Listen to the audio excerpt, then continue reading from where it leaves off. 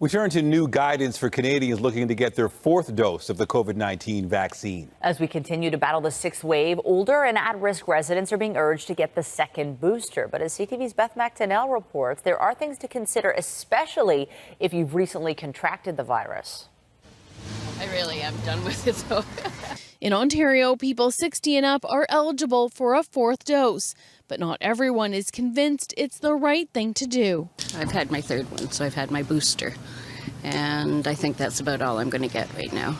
Or know when they'll get the next shot. Whenever my doctor phones me and tells me that it's time for me to come in and get it. Dr. Dawn Bowdish says it's important to keep up to date and get that booster, not only to protect against an infection now, but by having a less symptomatic infection that's shorter helps prevent long COVID or other issues from an illness. In all our vaccines, they usually come in 3 or 4s. So when you had kids and you were taking them to the doctors all the time, that was because 3 to 4 doses is really what it takes to cement immune memory.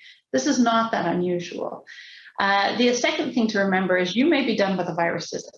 Bowdish recommends people with a previous infection wait 3 months for the next shot as antibodies continue circulating. She says those who've avoided illness should get it as soon as possible, as an Omicron wave is still here. When 4 months have passed since the last shot, an infection is more likely. Older people and people who are immunocompromised, they lose that vaccine protection a little bit faster.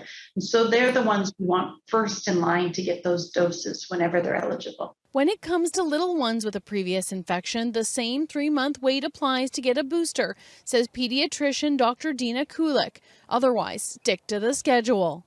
So we do want children to get their boosters, adults as well, if they haven't yet received their boosters, 2 months after their second dose.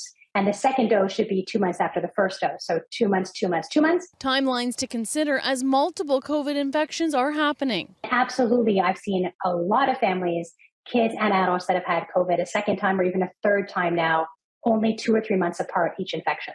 Kulik says vaccines prevent severe illness requiring hospitalization more than preventing illness, but getting boosted and being immunized can also prevent illness. Meanwhile, a new study published in the Canadian Medical Association Journal is highlighting the benefits of vaccination.